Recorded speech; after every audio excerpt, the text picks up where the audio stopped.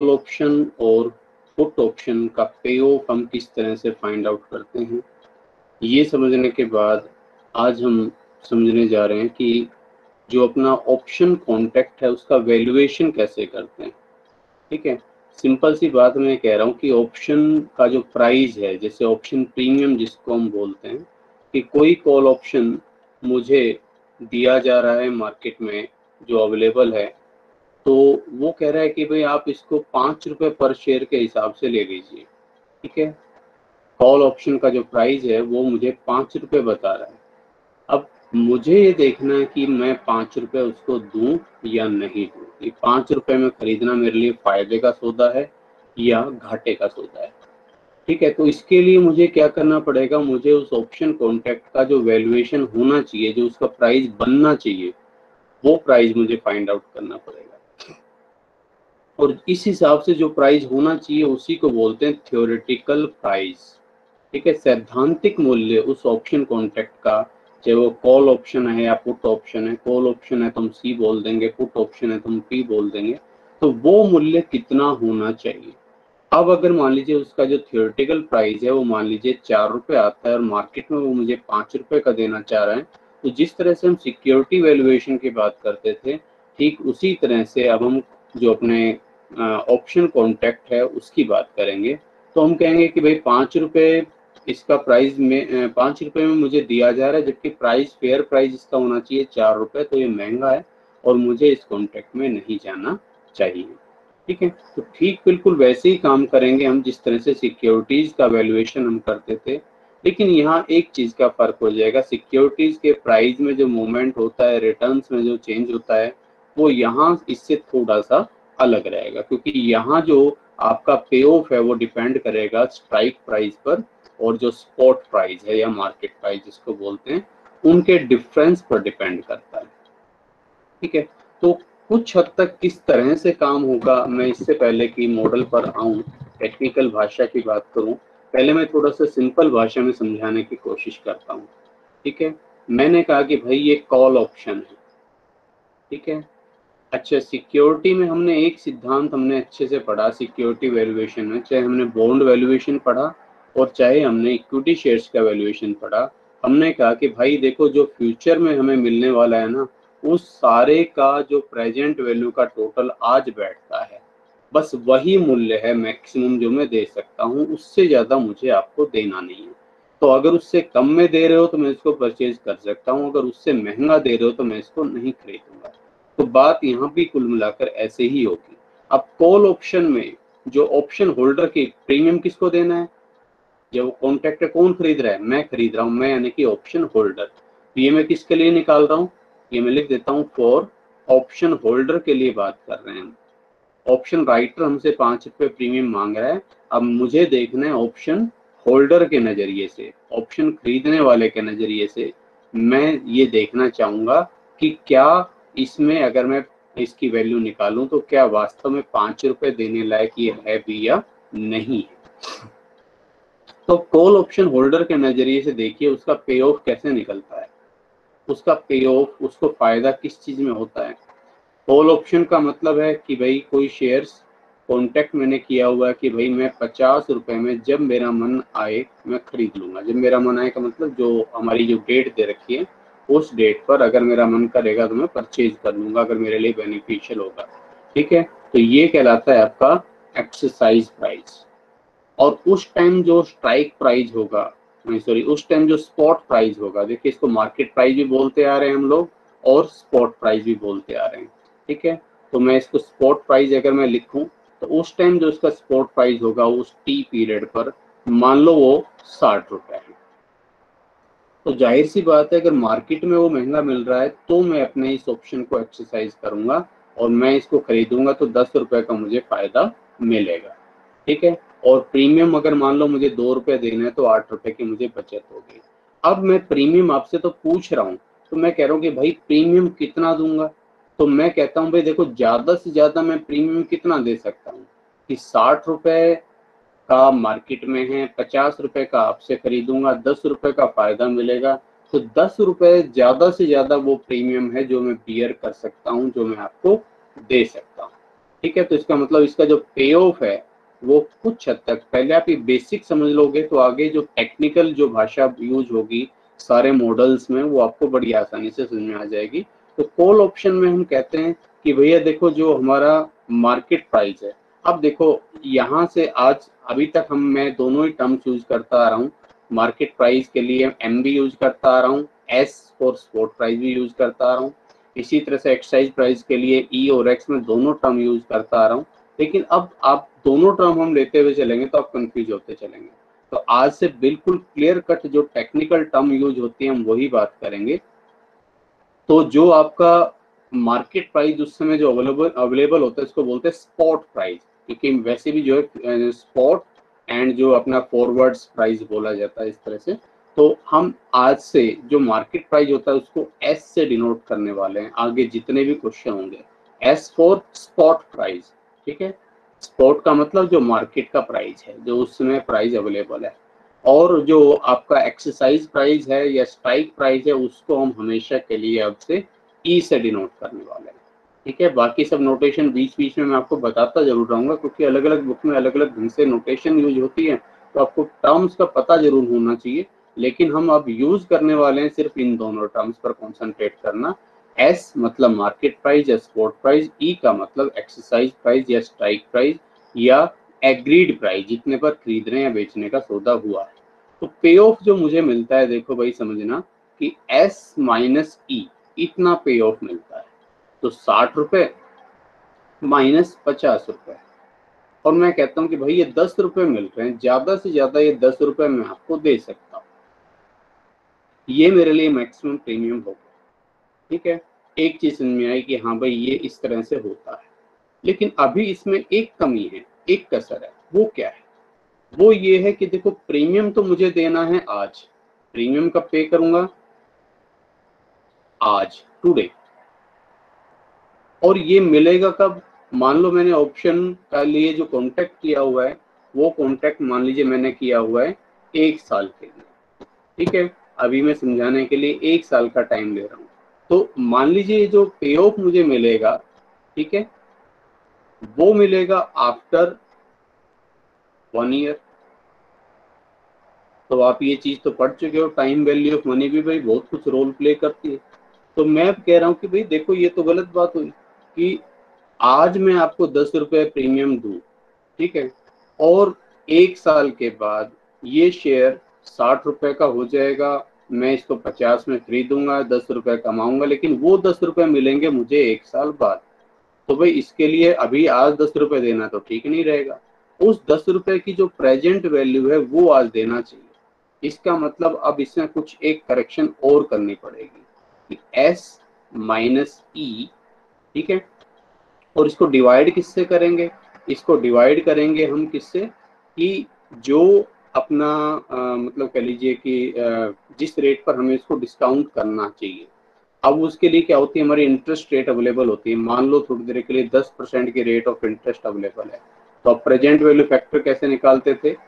1/1 plus के power n, ऐसे ही कुछ करते थे। तो यहाँ k जो है, k की जगह आप r कर लीजिए, रेट ऑफ इंटरेस्ट आ गई।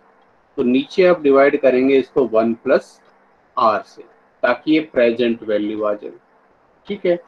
इतनी बात भी समझ में आ गई भाई कि भाई इतना पे ऑफ बनता है और उसकी प्रेजेंट वैल्यू आज मैंने कर दी। तो इतना ज्यादा से ज्यादा जो प्राइस है ऑप्शन के लिए, कॉल ऑप्शन के लिए, मैं इतना प्राइस आपको दे सकता हूँ।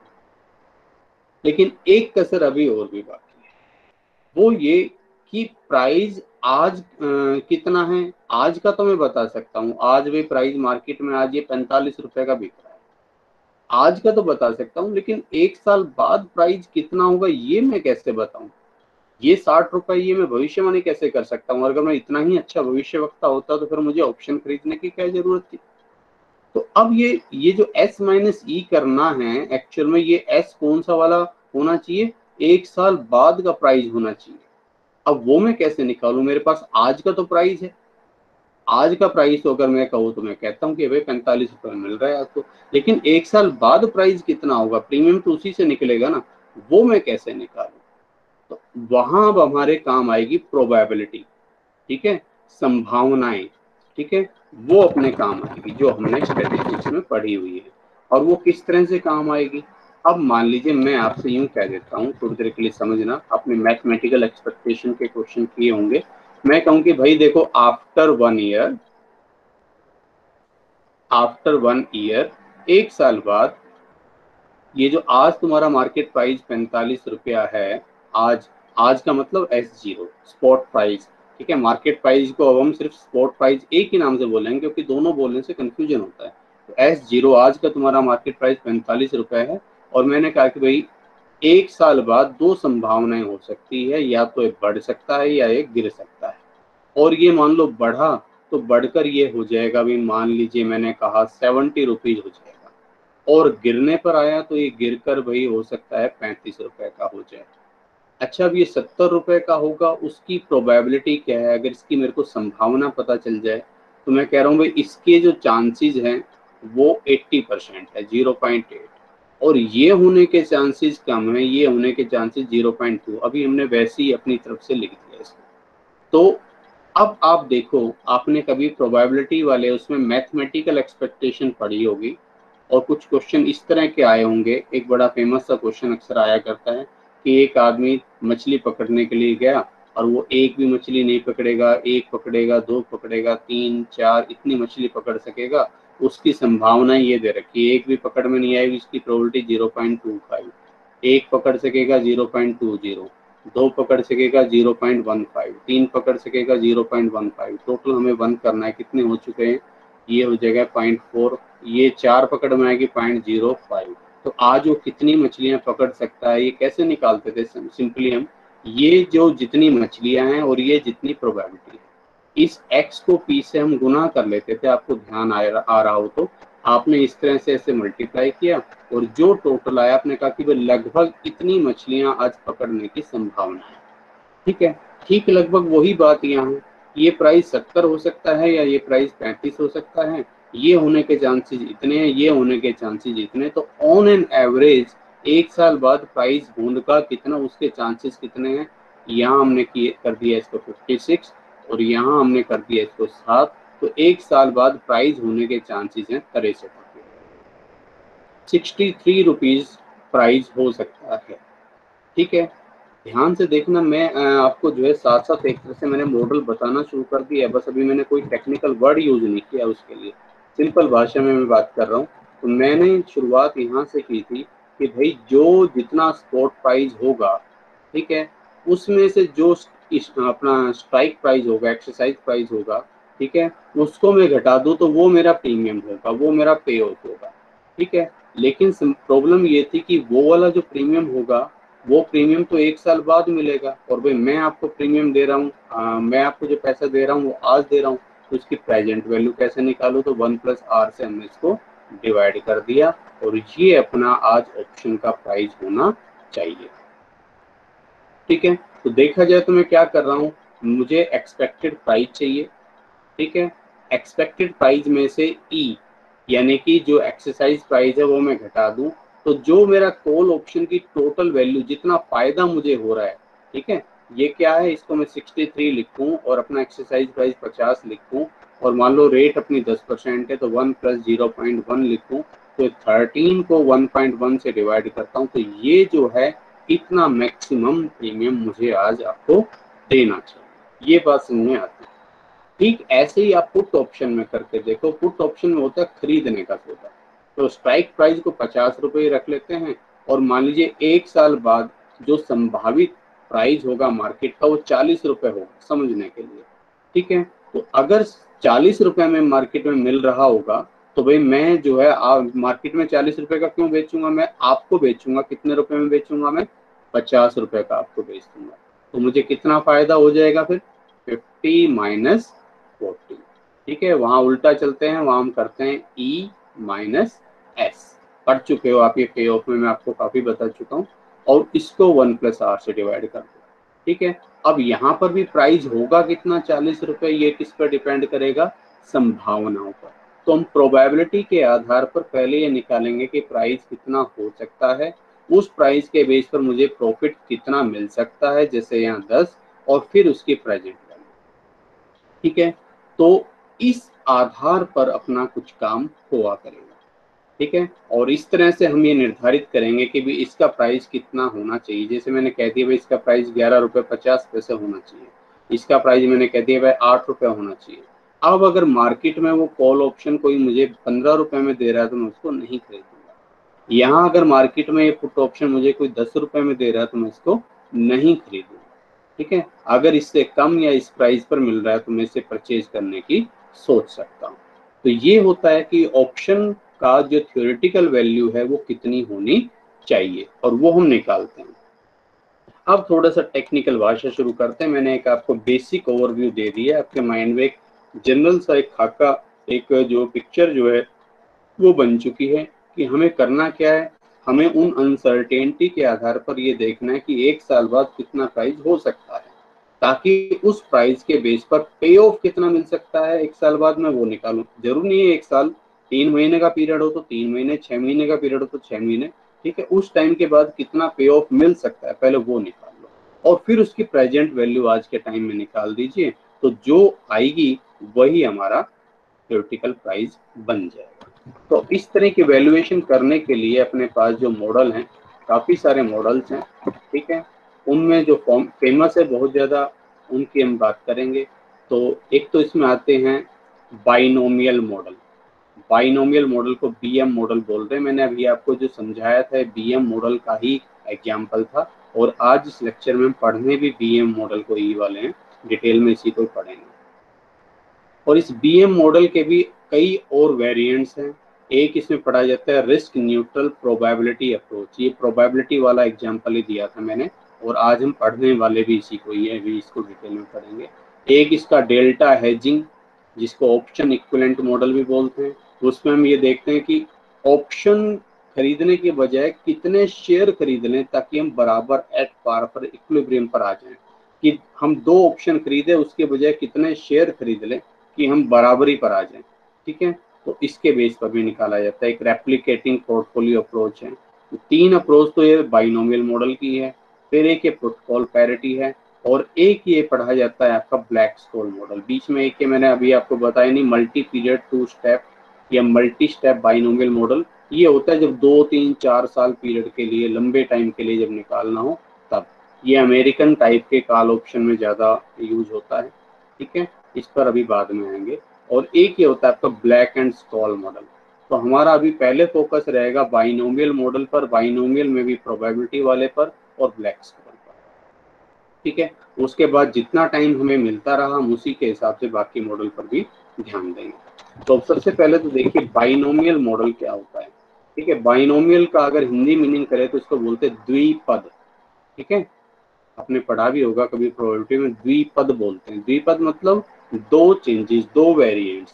यानी कि नाम से ही पता चल रहा है कि ये मॉडल बताता है कि जो आपका शेयर प्राइस है उसमें 2 तरह की मूवमेंट्स हो सकती है। और आपने ये भी पढ़ा होगा प्रोबेबिलिटी पढ़ते टाइम कि म्यूचुअली एक्सक्लूसिव नाम की एक टर्म होती है।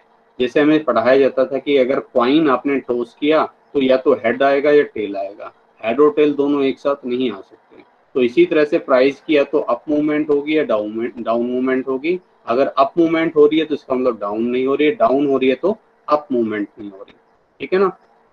तो उसी म्यूचुअली एक्सक्लूसिव आउटकम्स के बेस पर और 2 तरह के आउटकम्स के बेस पर ये मॉडल काम करेगा। कुछ एक इसके एजम्पशंस हैं, जैसे कोई ट्रांजैक्शन कॉस्ट मौजूद नहीं है मार्केट में, ठीक है। कोई टैक्स नहीं लगता, किसी तरह का मार्जिन आपको जमा नहीं करवाना पड़ता, ठीक है। मार्जिन मैं आपको बता चुका हूँ, एक तरह की जो सिक्योरिटी होती है जो आपकी जो पार्टी से ली जाती है। अच्छा, 2 तरीके के मूवमेंट्स, ओनली 2 वेज मूवमेंट्स हो सकती है स्टॉक की, एक अपसाइड बढ़ने की और एक डाउन साइड गिरने की। तो हम दोनों का अंदाजा लगाकर चलते हैं, अगर बढ़ेगा तो कितना और घटेगा तो कितना। और मैं अब आपको क्लियर करते हुए चल रहा हूँ साथ साथ टर्म्स। तो मार्केट प्राइस आज कितना है, क्योंकि एक साल बाद कितना हो तो हमें पता ही नहीं हो, तो हमें अंदाजा लगाना पड़ेगा। तो आज कितना उसको हम S0 से डिनोट करेंगे, स्पॉट प्राइस, ठीक है। स्पॉट का मतलब अभी उस मौके पर जो प्राइस है, S0, ठीक है। और जब वो प्राइस बढ़ेगा तो हम उसको बोल देंगे अपसाइड S, ठीक है, बढ़ने वाला मार्केट प्राइस। जब वो गिरेगा तो हम बोल देंगे down side S, D S, उसके लिए यूज करेंगे। मान लो आज प्राइस 100 रुपए है, तो आज का प्राइस हम लिखेंगे 100 रुपए। अगर वो बढ़कर 120 होता है तो यूएस 120 हो जाएगा, और गिरकर अगर वो 80 होता है तो डीएस हमारा 80 हो जाएगा।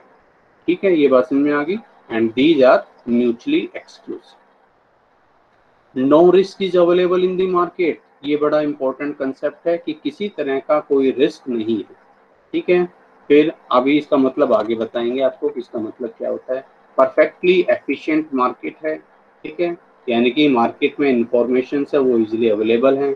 Investors can borrow and lends money at interest free rate. ठीक है, आर जो है रेट ऑफ इंटरेस्ट, जो हम डिस्काउंटिंग के लिए भी यूज कर रहे हैं। ठीक है, उस रेट पर आप अपना रुपया जमा करवा सकते हैं, बोरो कर सकते हैं।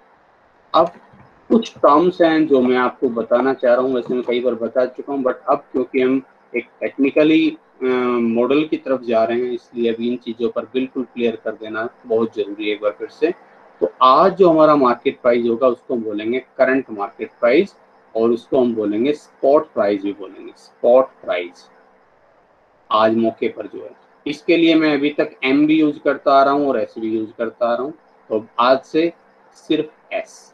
एम तो वैसे आपको पता ही है मार्केट प्राइस, लेकिन हम यूज सिर्फ एस करेंगे आज से। और जीरो मैंने लगा दिया तो इसका मतलब आज का प्राइस। एस टी लिखता हूँ तो मान लो जैसे 1 साल का हमारा कॉन्ट्रैक्ट, तो 1 साल बाद प्राइस जो होगा वो। ठीक है, एस जीरो का मतलब मार्केट प्राइस आज कितना है, एस टी का मतलब मार्केट प्राइस जब मेरा जितने टाइम के लिए मैं कॉन्ट्रैक्ट कर रहा हूँ, ऑप्शन खरीद रहा हूँ 3 महीने बाद, तो 3 महीने बाद मार्केट प्राइस कितना है। ठीक है, 6 महीने है तो 6 महीने बाद मार्केट प्राइस कितना है, तो एस टी हम इससे डिनोट करें। स्ट्राइक प्राइस, ये एक्सरसाइज प्राइस, इसको हम एक्स से भी डिनोट करते आ रहे हैं, ई से भी करते आ रहे हैं, और कुछ बुक्स में आप देखेंगे के भी आपको नजर आएगा, के। ठीक है, लेकिन जो है मैं आपको बता दूं, अब आगे से सिर्फ ई यूज करने वाले हैं। के मैंने आपको इसलिए बता दिया, कुछ एक बुक से अगर आप देखेंगे तो वहाँ स्ट्राइक प्राइस के लिए के टर्म भी यूज करते हैं। हो चाहे कुछ भी आप समझ जाना, स्ट्राइक प्राइस, एक्सरसाइज प्राइस, हम इसको डिनोट ई से करने वाले हैं। रेट ऑफ इंटरेस्ट आर हो जाएगी। ठीक है, और अभी हमने क्या किया था, अभी उसको प्रेजेंट वैल्यू निकालने के लिए 13 को किससे डिवाइड किया था, 1 + 0.1। ठीक है, ये 1 + 0.1 क्या था, एक तरह से 1 + r था ना, तो इस 1 + r की जगह हम कैपिटल R यूज करेंगे। ठीक है, कैपिटल R का मतलब 1 + r, स्मॉल r का मतलब रेट ऑफ इंटरेस्ट, तो इसमें जब 1 जोड़ देंगे तो आपका डिस्काउंटिंग फैक्टर बन जाएगा एक तरह से। ठीक है, अच्छा, expected market price on upside movement, जब ऊपर की तरफ मार्केट प्राइस बढ़ता है, मैं आपको बता चुका है, तो इसको हम क्या बोलेंगे, यूएस बोलेंगे, अपर प्राइस। और जब मार्केट प्राइस नीचे की तरफ गिरता है तो इसको हम डीएस बोलेंगे। अब आगे हमें जरूरत इस चीज की पड़ेगी कि भैया मार्केट प्राइस ऊपर बढ़ा तो प्रोपोर्शनेटली कितना होगा। मतलब देखो मैं जो कहना चाह रहा हूँ, अभी मार्केट प्राइस 100 था, ठीक है, अब 120 हो गया, तो पहले के गुना में कितने गुना हो गया, कितने गुना हो गया, सिंपल सी बात, 120 को 100 से डिवाइड कर तो पहले के तुलना में 1.2 टाइम्स हो गया। पहले प्राइस था 100 रुपए, अब गिरकर वो 70 रुपए हो गया। बताओ पहले की तुलना में कितने गुना हो गया या रह गया, भाई पहले की तुलना में रह गया 70 डिवाइड बाई 100, पहले की तुलना में 0.7 गुना रह गया, 0.7 टाइम्स ही रह गया। ठीक है, तो ये फैक्टर्स की हमें जरूरत पड़ेगी। तो जो यूएस है वो तो है प्राइस, अपसाइड प्राइस, और सिर्फ यू है वो बताएगा कि कितने गुना, वो फैक्टर कितना है। ठीक है, तो सिंपली यूएस, यू निकालने के लिए क्या करो आप, यू एस को एस से डिवाइड कर दो, टर्म्स में भी समझो तो एस से एस कैंसिल हो जाएगा, वरना इसके चक्कर में मत पड़ो। अभी प्राइस 120, पहले था 100, तो कितना हो गया 1.2, ये हो गया अपना स्मॉल यू। इसी तरह से मार्केट प्राइस जो गिरने के बाद है वो डी एस से डिनोट कर रहे हैं। तो डाउन साइड मूवमेंट्स में जो प्रोपोर्शनेट वैल्यू कितनी बचेगी, डी। डी कैसे निकाल रहे हैं, डी एस को एस से डिवाइड कर रहे हैं। 70 को अगर आप 100 से डिवाइड कर रहे हो तो 0.7, पहले की गुना में 0.7 रह गया पहले की तुलना में। ठीक है, पे of from call option on upside movement, अगर प्राइस बढ़ता है तो अपना, आपको पता है कि भाई कॉल ऑप्शन में हमें बेनिफिट कब मिलता है, अगर शेयर प्राइस ऊपर जाए। अभी आपको एग्जांपल से और अच्छे से समझ में आ जाएगा, उसको सी यू से डिनोट करेंगे। पे of from put option, put option से कब मिलता है? जब वो डाउन साइड जाए तो PD। अभी इन टर्म्स को आप देख लें। फिर probability of upside movement of stock price, इसको P से डिनोट करेंगे। अब इसका मतलब समझ लो, इसका मतलब ये है, ठीक है, मैं अभी आता हूँ उस पर वापस। मैंने कहा कि भाई आज प्राइस 100 रुपया है, अब ये प्राइस बढ़ेगा तो 120 रुपये हो जाएगा और घटेगा तो 70 रुपया हो जाएगा। तो आज जो प्राइस है उसको तो मैं किससे डिनोट कर रहा हूँ? S0। बढ़ेगा तो ये कितना हो जाएगा भाई? बढ़ेगा तो उसको हम क्या बोलते आ रहे हैं, मैंने जो अब तक बताया वो US। घटेगा तो गिरकर कितना रह जाएगा? DS। ठीक है, बढ़ेगा तो प्रोपोर्शनेट वैल्यू क्या हो जाएगी इसकी? U = 1.2। घटेगा तो प्रोपोर्शनेट वैल्यू क्या रह जाएगी इसकी? इसकी रह जाएगी प्रोपोर्शनेट वैल्यू D = 0.7, जो मैं अभी तक बताता आ रहा हूँ। बढ़ने की प्रोबेबिलिटी क्या है? ये है P। बढ़ेगा, इसके चांसेस क्या है? जैसे हमने 0.8 निकाली थी अभी। घटेगा तो उसकी प्रोबेबिलिटी क्या है? दोनों म्यूचुअली एक्सक्लूसिव इवेंट्स है तो P + Q = 1 होता है, तो 1 - P कितना हो जाएगा? 0.2। तो ये बढ़ने की प्रोबेबिलिटी है, तो ये गिरने की प्रोबेबिलिटी हो जाएगी। अब CU क्या है वो समझने के लिए आप समझो कि इसका एक्सरसाइज प्राइस कितना है। मान लो इसका एक्सरसाइज प्राइस जितने पर सौदा हो रहा है कि हम इसको खरीदेंगे, ठीक है, वो है मान लो 105 रुपये, समझने के लिए। तो अब यहाँ देखो, अगर प्राइस ऊपर की तरफ बढ़ेगा, ठीक है, तो आप अपने ऑप्शन को एक्सरसाइज करेंगे। यस, हम एक्सरसाइज करेंगे कि मार्केट में तो 120 का मिल रहा है, आपसे 15 रुपए का मिल रहा है, तो मेरा CU कॉल ऑप्शन का पे ऑफ अपसाइड मूवमेंट पर कितना आ रहा है? 120 में से 105 घटा दो, 15 रुपए का मुझे फायदा होने वाला है। ठीक है, और अगर ये डाउन साइड मूवमेंट्स में आ रहा है, अगर 70 रुपए का हो गया मार्केट में, सॉरी मार्केट में 70 का हो गया, यस, और एक्सरसाइज प्राइस 105 का, तो मैं इसको एक्सरसाइज ही नहीं करूंगा, नो। तो फिर CD ये निकालने की जरूरत नहीं, ऑलवेज 0, क्योंकि मैं 70 रुपए का जो है मार्केट में मिल रहा है तो मैं मार्केट से ही खरीदूंगा ना, 70 रुपए का, आपसे 105 का क्यों खरीदूंगा? तो CD ऑलवेज 0 हो जाएगा। ठीक है, और फिर आप अपना एक्सपेक्टेड पे ऑफ कितना निकालेंगे? मैं आपको साथ साथ ये भी बता रहा हूँ, एक्सपेक्टेड पे ऑफ कितना मिलेगा भाई? 15 रुपए मिलने के चांसेस है 0.8, ऐसी होता है ना। और 0 रुपए नहीं मिलेगा मतलब कुछ भी, इसके चांसेस है 0.2। ये वो पे ऑफ है जो तुम्हें मिल सकता है। और इसकी प्रेजेंट वैल्यू क्या है भाई? रेट ऑफ रिटर्न कितनी दे रखी है आपको, या रेट इंटरेस्ट रेट कितनी दे रखी है, वो मान लो 10% है, तो 1 + R यानी कि 1 + 0.1 से अगर अब आप इसको डिवाइड कर दो, ये तुम्हारा कॉल ऑप्शन का प्राइस आ जाएगा। बस यही कुछ करने वाले हैं, इतना ही सिंपल है।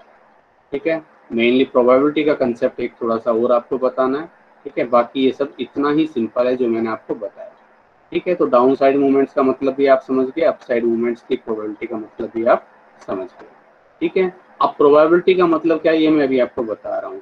और theoretical value of call option क्या होती है, मैंने यहीं से शुरू किया था कि theoretical value of A call option is the present value, ठीक है, जो आज वर्तमान मूल्य है, प्रेजेंट वैल्यू ऑफ एक्सपेक्टेड पे ऑफ। ये जो CU आ रहा है तुम्हारा, ये एक्सपेक्टेड पे ऑफ है। ठीक है, ये जो आपका जो एक्सपेक्टेड पे ऑफ है from call option, call option से जो आपका एक्सपेक्टेड पे ऑफ कितना मिल सकता है भाई? या तो 15 मिल सकता है या 0 मिल सकता है। इसकी प्रोबेबिलिटी ये, इसकी प्रोबेबिलिटी ये, तो 15 × 8 ये हो जाएगा 12, ये तो 0 ही हो गया। तो ये है आपका एक्सपेक्टेड पे ऑफ और इसकी प्रेजेंट वैल्यू, ये आज कॉल ऑप्शन के अंतर्गत प्राइस बन जाए। ठीक है, अब सारी बात आकर टिक गई प्रोबेबिलिटी पर। मुझे संभावना नहीं पता, लेकिन प्रोबेबिलिटी पता हो तो बाकी सब काम हो जाएगा। प्रोबेबिलिटी क्या है, अब समझो प्रोबेबिलिटी क्या है। तो यहाँ पर पहले मैं प्रोबेबिलिटी निकालता हूँ, फिर मैं इसका फॉर्मूला ड्राइव करता हूँ। ठीक है, अब ये प्रोबेबिलिटी है कि भाई आज शेयर का प्राइस कितना था, इसी वाले एग्जांपल को ले लेता हूँ। आज शेयर का प्राइस था 100 रुपया, ठीक है, और रेट ऑफ रिटर्न कितनी है? 10%। तो भाई अगर 1 साल के लिए मैं इसको इन्वेस्ट करता रिस्क फ्री रेट पर, तो मुझे कितना पैसा मिल जाता? ठीक है, 1 साल बाद मेरे ये 100 रुपये बन जाते 110 रुपया। ठीक है, अब ये ध्यान से समझना, ये बात पकड़ने वाली है, समझने वाली है। 1 साल बाद ये मेरा पैसा बन जाता 110 रुपया। ठीक है, अब प्रोबेबिलिटी क्या है, प्रोबेबिलिटी क्या मतलब शेयर प्राइस में उस तरह की मूवमेंट्स कि उसकी एक्सपेक्टेड वैल्यू 110 रुपए के बराबर हो जाए। क्या कह रहा हूं मैं, फिर से समझिए। अब मैं कह रहा हूं कि शेयर का प्राइस, दो संभावनाएं मैंने देखी, या तो वो बढ़ सकता है 120 हो सकता है, या गिर सकता है 70 हो सकता है। तो या तो वो 120 रुपए होगा उसकी प्रोबेबिलिटी, ठीक है, प्लस या वो गिरेगा 70 रुपए हो जाएगा उसकी प्रोबेबिलिटी, 1 माइनस पी। ये जो वैल्यू आएगी पी की, वो ही मेरी प्रोबेबिलिटी होगी। मुझे वो प्रोबेबिलिटी चाहिए, मुझे ये जो संभावित मूल्य हैं उनको उस प्रोबेबिलिटी से मल्टीप्लाई करना है, इस तरह से करना है कि उनका जो टोटल है, उनकी जो एक्सपेक्टेड वैल्यू है, आज मेरा जो मूल्य है उसको मैं अगर रिस्क फ्री रेट पर कहीं इन्वेस्ट करूं तो वहां से मुझे जो वैल्यू मिलनी चाहिए वो उसके बराबर हो जाए 110। जैसे 100 रुपए मैं अगर कहीं रिस्क फ्री रेट पर इन्वेस्ट करूंगा तो 110 रुपए बन जाएंगे। तो ये 120 और 70 को पी से ऐसे मल्टीप्लाई करो कि इसकी वैल्यू आज 110 के बराबर आ जाए। आइए करते हैं, फिर इसका फॉर्मूला ड्राइव हो जाएगा। 120 पी प्लस 70 माइनस 70 पी। ठीक है, अब यहाँ से 70 को इधर ले आते हैं, ये हो जाएगा 40। 110 माइनस 70 इक्वल टू 40, और 120 में से 70 को अगर हमने लेस किया तो ये बन जाएगा 50 P. So P is equal to 40 divide by 50, कितना आ गया भाई 0.8। बाई चांस जो हमने वैसे तुक्के में डाला था वही पी आ गया। ठीक है, और Q या 1 minus P is equal to कितना हो जाएगा 1 माइनस 0.8 इज इक्वल टू 0.2। ऐसे निकालते हैं। ठीक है, लेकिन जब आप करेंगे तो आप चाहें तो ऐसे भी कर ले, इसमें कोई बुराई नहीं है। अगर आप करते हो तो ये थ्योरेटिकल वैल्यू भी तो बाय डेफिनेशन है। बाकी अगर आप इसको फॉर्मूले रूप में बांधना चाहते हैं तो आइए फॉर्मूले के रूप में बांध देता हूँ मैं इसको। ये 110 हमने कैसे निकाला था, जरा मैं एक बार इसको लिख दूं पूरे को। 100 1 प्लस आर किया था हमने। ठीक है, 100 इंटू 1 प्लस 0.1, एक मिनट पहले वही ले लूँ वैल्यू जो 1 प्लस 0.1 ये लिखा था हमने। ठीक है, इक्वल टू, फिर ये 120 था अपना अपसाइड प्राइस। ठीक है, इसकी हमने प्रोबेबिलिटी निकालनी है, फिर प्लस 70 लिखा था, इसकी हमें प्रोबेबिलिटी निकालनी है। अब जरा देखो, ठीक है, मैं इनमें इनकी वैल्यू जो है वो पुट कर रहा हूँ, एक मिनट। हाँ जी, अब जरा देखो ये 100 क्या है, ये आज का प्राइस है S0, आज का स्पॉट प्राइस है, यही है ना, इसी में तो चेंज देख रहे हैं, ये आज का स्पॉट प्राइस है। अच्छा, ये 10% क्या है, R था अपना 0.10, 10%, और मैंने बताया था कैपिटल R हो जाएगा 1 प्लस आर। ठीक है, 1 प्लस 0.1 को मैं कैपिटल R कहूँगा। ठीक है, डिस्काउंटिंग फैक्टर में भी काम आएगा। तो S0 मल्टीप्लाई R लिख दूँ इसकी जगह, लिख दिया। ये 120 क्या है भाई, 120 क्या है अपसाइड मूवमेंट का प्राइस। ठीक है, यानी कि U और S, अपसाइड मूवमेंट का प्राइस, और ये मल्टीप्लाई किससे हो रहा है, P से।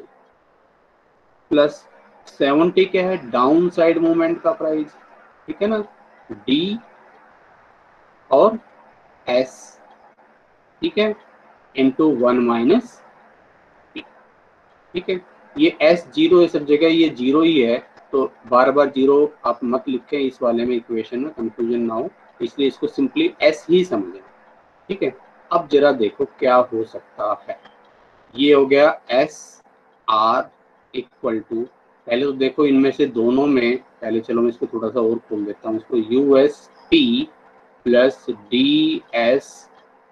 ठीक है, DS गुना 1 DS हो गया, और माइनस DSP ये बन गया। अब ऐसा करते हैं, देखो ये S तो सब में ही है, पूरे को S से डिवाइड कर दूं, R इज इक्वल टू बच गया भाई, सब पूरे को, पूरी इक्वेशन को मैंने कर दिया डिवाइडेड बाई S, पूरे को मैंने S से डिवाइड कर दिया। तो R is equal to U P plus, ठीक है, D माइनस DP, ठीक है। अब निकालना क्या है, P, तो P वाले सब एक तरफ रखो, बाकी सबको दूसरी तरफ, तो भाई UP, ठीक है, माइनस DP, ये यूं कहीं उठाकर मैंने समझ लो इधर रख दिया, और इज इक्वल टू ये R, एक मिनट, सो कैपिटल R, ठीक है, minus D is equal to हो गया, इसको ऐसे ही करते हैं, UP माइनस D, ठीक है। अब जरा देखो भाई, P कॉमन आ जाएगा यहाँ से, R minus D is equal to P common U minus D, ठीक है, और P इज इक्वल टू कितना हो जाएगा, R minus D U minus D, ये रिजल्ट आ गया। आपकी मर्जी है, चाहो वैसे करो, चाहे इस इक्वेशन को ड्राइव करना सीखो, और इक्वेशन ड्राइव करने में सरदर्दी लग रही है तो रिजल्ट में आपको बता चुका, P is equal to R minus D U minus D। तो पहले P निकाल लो, ठीक है, फिर इसके बाद अगला स्टेप क्या करो, फिर आप पे ऑफ निकालो। पे ऑफ कितना निकलेगा भाई, जो अपसाइड का प्राइस होगा, ठीक है, उसमें से एक्सरसाइज प्राइस घटाकर हम निकालेंगे, ठीक है। अभी आप ऐसे ही समझ लो, आप स्टेप समझ लो एक तरह से, अपने ये स्टेप 1 है, ये निकालो, दूसरे स्टेप में आप पे ऑफ निकालो, ये स्टेप 2 हो गया, ठीक है। फिर तीसरे स्टेप में आप जो है ऑप्शन का प्राइस निकालो, प्राइस ऑफ ऑप्शन। अब ये मैंने क्योंकि आपको एक्सप्लेन किया है, इसलिए आपको लग रहा होगा पता नहीं कितनी लंबी चौड़ी बात बता दी। अब जरा इसको आप एक बार क्वेश्चन के रूप में इम्प्लीमेंट करके देखो, करने में कितना सिंपल है, करने में बहुत सिंपल है, लेकिन एक्सप्लेन इसलिए कर रहा हूँ ताकि रटना ना पड़े, कंसेप्ट समझ में आ जाए, इसलिए मैंने एक्सप्लेन करने की कोशिश की। अब अगर आप इसको करते हैं क्वेश्चन के रूप में, तो ये बहुत ही सिंपल सा एग्जाम्पल है, ठीक है। मैंने लिया कि कोई शेयर है XYZ लिमिटेड के, ठीक है, उस शेयर्स का आज जो मार्केट प्राइस है, ठीक है, करंट मार्केट प्राइस, ये क्वेश्चन मेरे सामने लिखा पड़ा है, मैं वही ले लेता हूँ, ठीक है। तो करंट उसका मार्केट प्राइस है 50 रुपये, ठीक है। एक्सपेक्टेड प्राइस आफ्टर 1 ईयर, एक साल बाद, ठीक है। दो सिचुएशन दे रखी है, S1 S2, ऐसे भी दे सकता है आपको, क्वेश्चन में कैसे दे आप अपने हिसाब से लिख लेना। S1 है 60, S2 है 40, बढ़ेगा तो 60 और घटेगा तो 40। अब क्वेश्चन के तरीके से अब बिल्कुल पॉइंट टू पॉइंट चल रहा हूँ भाई, बिना किसी एक्स्ट्रा एक्सप्लेनेशन के, ठीक है। जो कुछ मुझे समझाना था मैंने समझा दिया। नंबर ऑफ शेयर्स, जो शेयर्स लेने हैं वो 100 है, ठीक है। Lot size for number of share, एक बार में जो शेयर खरीदोगे 100 शेयर खरीदोगे, ये अपने लिए अभी इतना रेलेवेंट नहीं है। कहाँ है रेलेवेंट आगे बता दूंगा मैं आपको इसके बारे में, ठीक है। चलिए, और अपने काम की जो चीज़ है वो देखते हैं पहले। अब और है अपने पास इसमें टाइम 1 साल दे ही दिया, लिख ही दिया हमने, ठीक है। करंट मार्केट प्राइस 50 रुपये लिख चुके, और क्या रह गया, हाँ जी, एक्सरसाइज प्राइस है अपना 50 रुपये,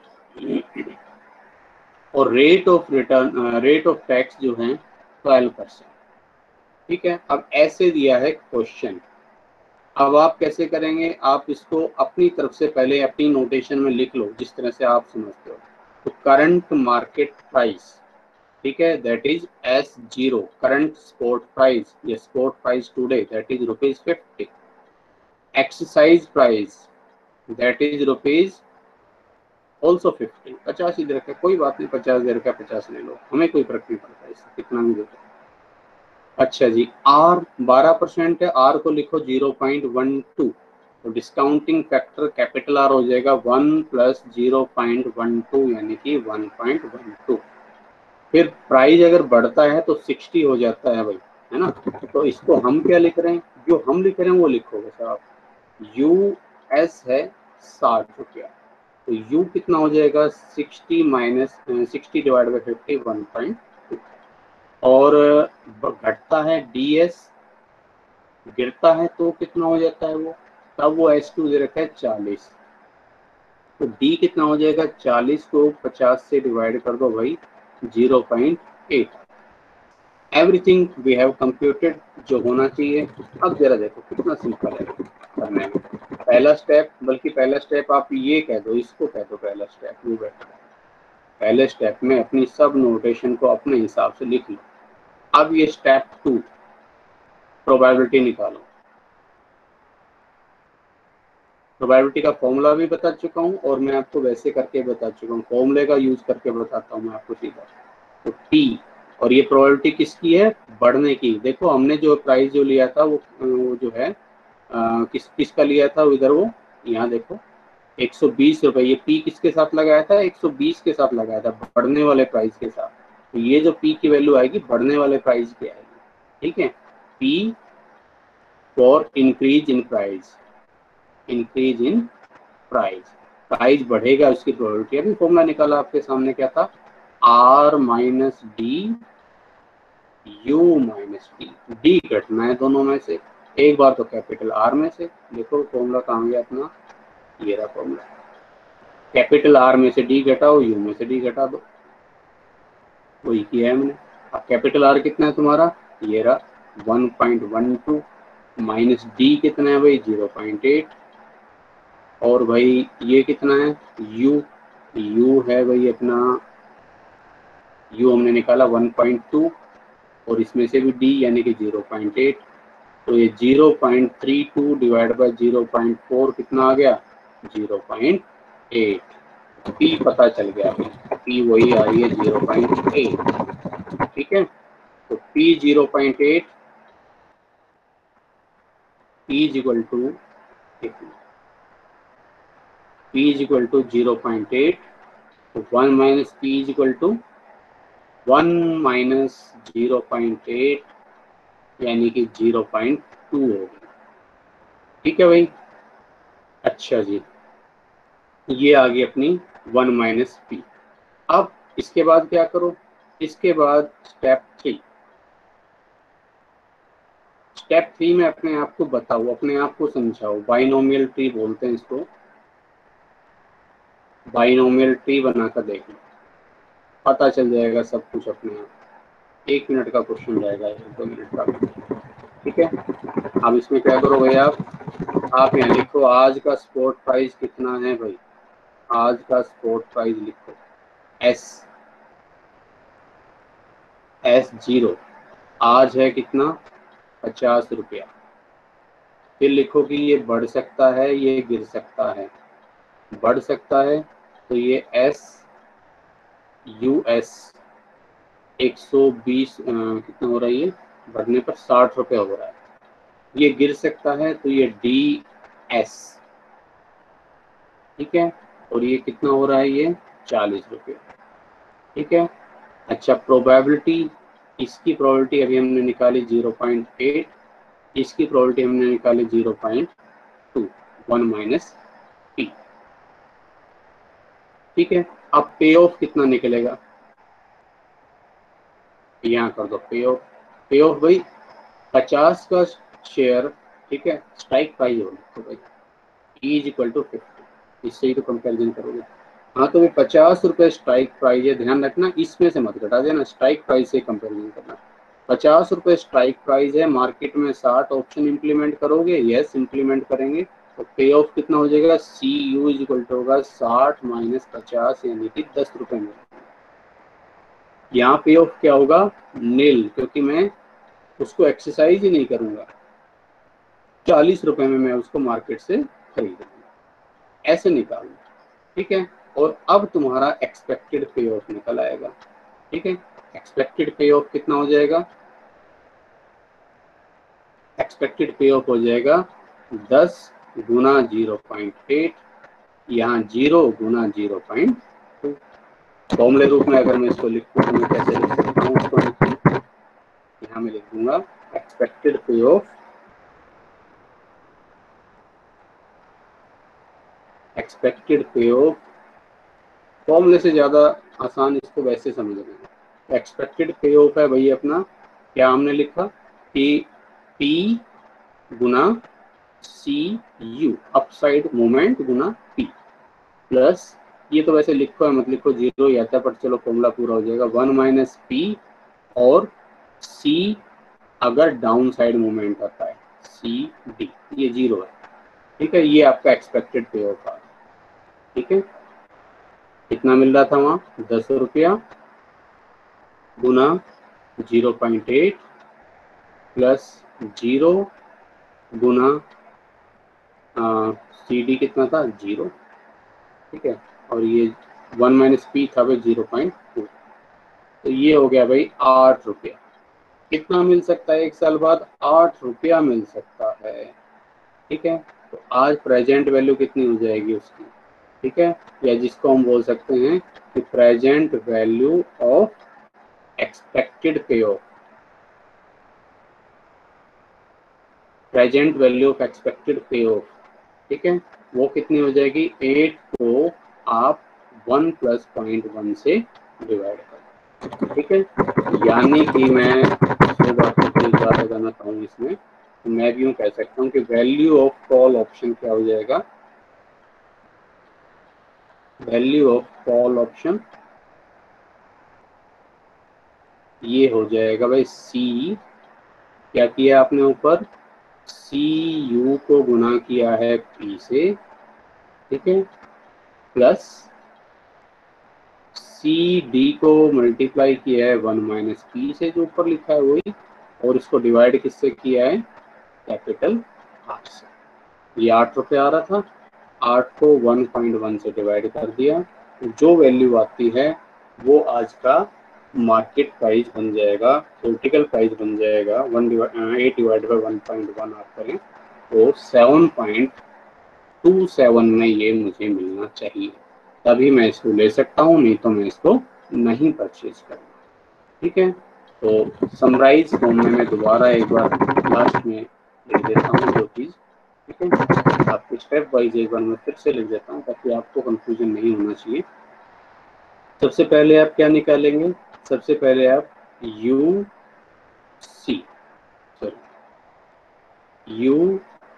एस और डी एस, ये क्वेश्चन में दे रखे होंगे। पहले तो आप यू निकाल लेंगे। ठीक है, यू हो जाएगा क्या तुम्हारा, कि जो यू एस आ रहा है उसको एस से डिवाइड कर देना, डी हो जाएगा जो डी एस आ रहा है उसको तुम एस से डिवाइड कर देना, और आर निकाल लेना 1 प्लस आर। ठीक है, ये फाइंड आउट कर लोगे, और जैसे ही ये फाइंड आउट करोगे पी निकल आएगा, पी आ जाएगा तुम्हारा, ठीक है, समरी फॉर्म में बात कर रहा हूँ, आर माइनस डी और U minus T, R minus D U minus T, इसमें पुट करो प्रोबेबिलिटी आ जाएगी, और 1 माइनस पी भी निकाल लेंगे। ठीक है, फिर सी यू क्या हो जाएगा तुम्हारा, आप इसके बाद क्या निकालेंगे, बाइनोमियल ट्री, बाइनोमियल ट्री बनाकर सी यू तुम्हारा आ जाएगा कि जो तुम्हारा अप साइड वाला प्राइस है उसमें से एक्सरसाइज प्राइस घट जाएगा, तो सी यू निकाल लेना। ठीक है, और सी डी तो हमेशा फिर जीरो ही आता है क्योंकि हम उसको एक्सरसाइज ही नहीं करेंगे। तो फिर अब आपका ऑप्शन का प्राइस क्या आ जाएगा, ऑप्शन का थ्योरेटिकल प्राइस कितना हो जाएगा भाई, ऑप्शन का थ्योरेटिकल प्राइस हो गया, फिर अब उसका फॉर्मूला लास्ट वो लिख देता हूँ मैं, तो वो हो जाएगा सी, ऑप्शन का जो आज प्राइस होना चाहिए वो हमने पढ़ा अभी कि पी प्रोबेबिलिटी गुना कर दो सी यू से, प्रोबेबिलिटी को गुना कर दो सी यू से। ठीक है, और प्लस 1 माइनस पी को गुना कर दो सी डी से। ठीक है, सी डी से, ये जीरो ही आना है वैसे, और इसको डिवाइड कर देना आर से। ठीक है, this would be your call option price as per binomial model.